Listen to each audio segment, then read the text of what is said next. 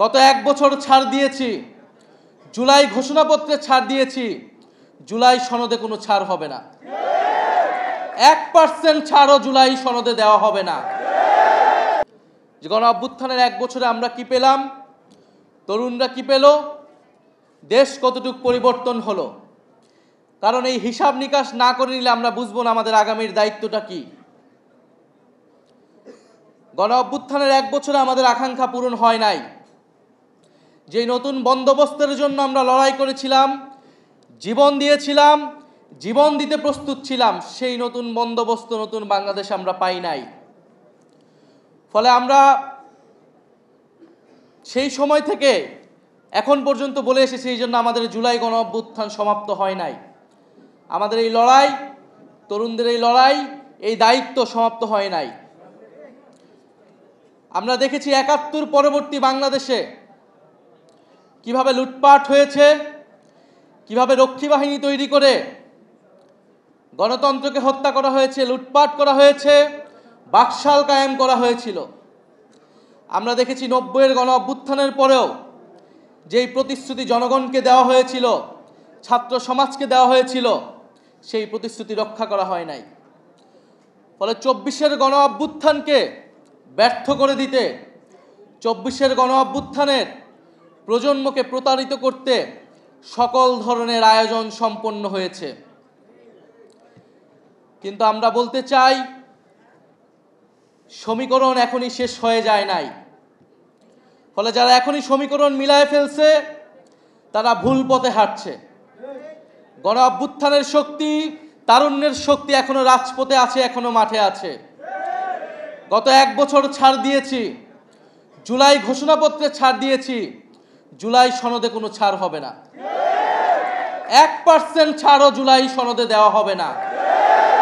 যেই মৌলিক সংস্কারের রূপরেখা জনগণের পক্ষ থেকে ঘোষণা করা হয়েছে, যেই মৌলিক সংস্কার, যেই নতুন বন্দোবস্তের কথা আমরা বলেছি, যেখানে গণতন্ত্র নিশ্চিত হবে, স্বৈরাচার আর ফিরে আসতে পারবে না, রাষ্ট্র কাঠামোকে গণতান্ত্রিক হিসেবে করে তুলব, সেই জুলাই সনদে আমরা এক বিন্দু পরিমাণ ছাড় দিব না। আমরা নির্বাচন চাই। নির্বাচন, গণতন্ত্র, ভোটাধিকারের জন্যই আমাদের লড়াই ছিল। কিন্তু আমরা এর সাথে এও বলেছি, পরিবর্তনের মধ্য দিয়ে বাংলাদেশকে যেতে হবে। বাংলাদেশের এই মুহূর্তে সবচেয়ে বড় সংকট হচ্ছে স্থিতিশীলতা এবং জাতীয় ঐক্য ধরে রাখা। যদি রাজনৈতিক দলগুলো, রাজনৈতিক শক্তিগুলো নিজেদের মধ্যে জাতীয় ঐক্য ধরে রাখতে না পারে, দেশের স্থিতিশীলতা নিশ্চিতে নিজেদের মধ্যে ছাড় দেওয়ার মানসিকতা তৈরি না হয়, ফলে আরেকটি ১-১১ আসবে। কারণ আমরা ইতিহাসে এটাই দেখেছি। আমরা মনে করি রাজনৈতিক সমস্যার সমাধান রাজনৈতিক দলগুলোকেই বসে করতে হবে এবং সেই সংস্কৃতি বাংলাদেশে কায়েম করতে হবে। যদি রাজনৈতিক দলগুলো ব্যর্থ হয়, লাভবান হবে ডিজিএফআই, লাভবান হবে অরাজনৈতিক শক্তি, লাভবান হবে বিভিন্ন বৈদেশিক শক্তি।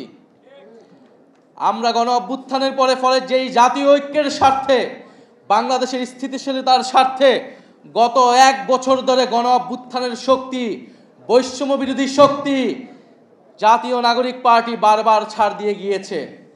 কিন্তু ছাড় দিতে দিতে আমরা শেষ প্রান্তে এসেছি। আমরা এবার ছাড় দিব না।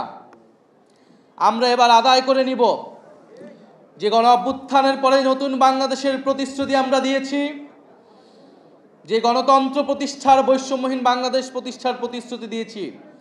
অন্তর্বর্তী সরকার যেই প্রতিশ্রুতি দিয়ে, যেই শহীদের রক্তের উপর দিয়ে প্রতিষ্ঠিত হয়েছে, সেই প্রতিশ্রুতি আদায় না করে এই সরকার যেতে পারবে না। সেই প্রতিশ্রুতি বাস্তবায়ন না হওয়া পর্যন্ত কোনো রাজনৈতিক দল ক্ষমতায় আসতে পারবে না।